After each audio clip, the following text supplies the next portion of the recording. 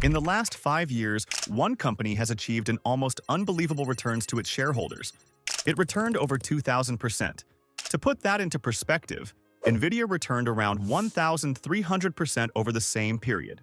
Google returned 230%, and Meta just 200%. It's a bit unfair saying just 200% in 5 years because that is equivalent to 25% return per annum, which is almost better than all investment funds out there who generally achieve 8 to 15%. But this company, with its 2,300% return, took it to the next level. Now imagine investing $10,000 in this company 5 years ago. You would have walked away with a whopping $200,000 today. Insane, right? And here's the kicker. It's not a tech stock, it's not a startup, a cloud computing powerhouse, or even a semiconductor company. It's a teddy bears company. Yes, you heard that right. I won't leave you guessing for long. The company is Build-A-Bear Workshop. Welcome to the Mechanics of Money, where we make sense of the most intriguing money questions. In this episode of the Mechanics of Money, we'll explore how a toy company quietly outperformed tech giants, the business strategies behind it, and why it might continue to do so in the future. Build-A-Bear Workshop was founded in 1997 in St. Louis, Missouri. The idea was simple. Let kids create their own stuffed animals in an interactive, hands-on way. Customers could choose the animal, stuff it, add a sound, outfit it, and take it home. Essentially, turning a toy into an experience. The concept resonated instantly, combining personalization with entertainment. By 2004, Build-A-Bear went public on the New York Stock Exchange under the ticker BBW, expanding its footprint across the US and later internationally in Europe, Asia, and Canada.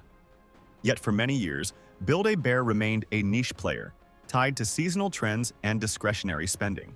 While it had loyal customers, its stock performance was far from stellar. Between January 2015 and July 2020, the company's stock plummeted nearly 90%, leaving investors shocked and frustrated. The reasons were a combination of market shifts, operational challenges, and changing consumer behavior. First, Build-A-Bear's stores relied heavily on foot traffic in shopping malls. By the mid-2010s, fewer families were visiting malls, and the once thriving in-store experience started to falter. Fewer visitors meant fewer sales, and even loyal customers couldn't make up the difference. Then there was the rise of e-commerce giants. Amazon, Walmart, and other online toy retailers offered convenience and low prices that Build-A-Bear simply could not match at the time. The company had not yet fully integrated online customization and e-commerce, which meant it was losing business to competitors who could deliver toys faster, cheaper, and directly to your doorstep. Seasonality also played a role.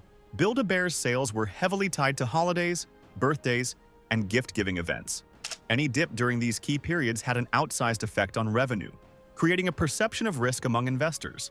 Operationally, the company had expanded aggressively, opening new stores in the US and internationally.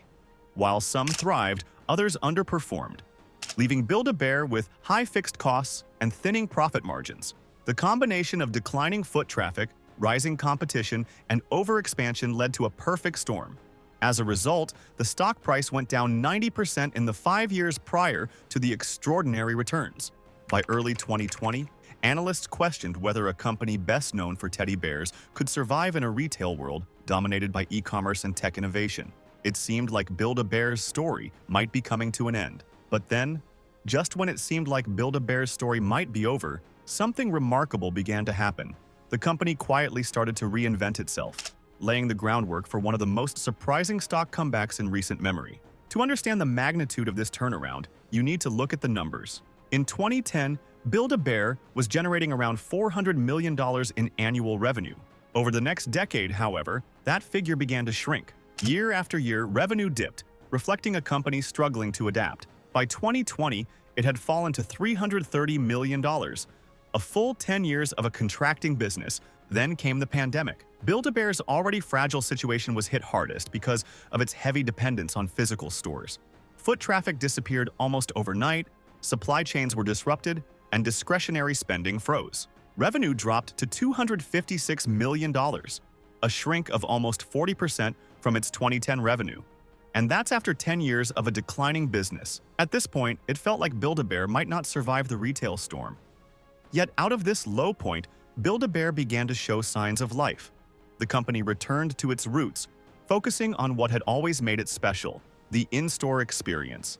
Even as mall traffic remained unpredictable, Build-A-Bear made visits memorable again, introducing events, seasonal promotions, and carefully designed safety measures that encouraged families to return. At the same time, the company embraced digital transformation. Customers could now create and order their personalized bears online, opening the door to a wider audience beyond traditional mall-goers. Meanwhile, licensing partnerships with Disney, Marvel, and other beloved franchises helped keep the brand culturally relevant, attracting a new generation of customers and allowing Build-A-Bear to sell premium products at higher margins. From 2010 to 2020, the net margins ranged from 8% to negative 13%. Now it's consistently achieving a net margin of 11%, and the company continues to find ways to expand the margin. The company also became more disciplined. It closed underperforming stores, optimized inventory, and focused on high-margin products, steadily improving profitability. And because Build-A-Bear was a relatively small company at just $50 million in market cap, the turnaround in profits and sentiment translated into huge percentage gains in its stock price, a factor that amplified returns for investors. The results have been nothing short of remarkable. Revenue has surged from the pandemic low of $256 million to $509 million, nearly doubling in just a few years, with analysts projecting continued growth in the high single digits. The company is now consistently profitable, generating a trailing 12-month profit of $56 million. And this profit is expected to continue growing in the coming years as Build-A-Bear expands its digital channels, strengthens licensing partnerships, and maintains operational efficiency. In addition, the company has no debt, pays dividends to shareholders, and aggressively buys back shares, creating additional upward pressure on the stock. Its most recent share buyback authorization was for up to $100 million, roughly 10% of its market capitalization. And that's after the stock had already skyrocketed, showing strong confidence from management in the company's future performance. What makes this turnaround so impressive is that it wasn't built on gimmicks or temporary trends. Instead, it was the result of thoughtful strategy, operational discipline, and a renewed focus on the brand's core strengths. Build-A-Bear had gone from the brink of decline to a company poised for sustainable growth, and it all happened quietly, right under the radar of most investors. Looking ahead, Build-A-Bear's potential remains compelling. Many international markets are still largely untapped, particularly in Asia and Latin America. Expanding into these regions could provide meaningful growth, especially as the company's brand gains recognition beyond its established US and European markets. At the same time, digital innovation offers new avenues. Build-A-Bear could expand its apps, online customization, or even digital collectibles to appeal to younger, tech-savvy customers. Subscriptions like the boxes the company recently introduced could become another steady revenue stream, blending physical and digital experiences in ways that reinforce customer loyalty. Consumer trends are also in Build-A-Bear's favor. Families are increasingly valuing experiences over products, and the company sits at the perfect intersection of retail, entertainment, and personalization. The in-store experience, combined with an evolving digital strategy, gives Build-A-Bear a unique advantage in a crowded toy market. Financially, the company is well-positioned. Positive cash flow, no debt, and improving margins give management the flexibility to invest in growth without jeopardizing stability. Taken together, these factors suggest that Build-A-Bear could continue to outperform in the coming years. Given the company's market cap of just $900 million, it could be an attractive, albeit risky play with a small position. The stock currently trades at a forward PE ratio of around 18, and with growth projected at 8 to 10%, combined with zero debt, strong management, and ongoing e-commerce expansion, the upside potential is significant.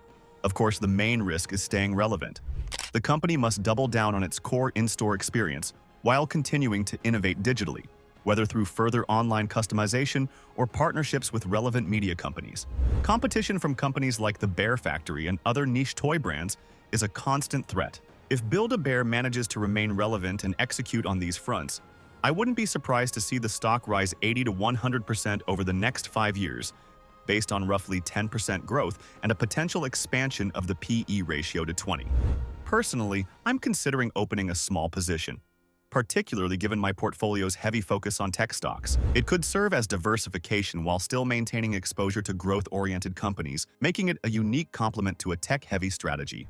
Thanks for joining us on The Mechanics of Money. If you found value in exploring this topic, Consider sharing your thoughts or questions in the comments below. Until next time.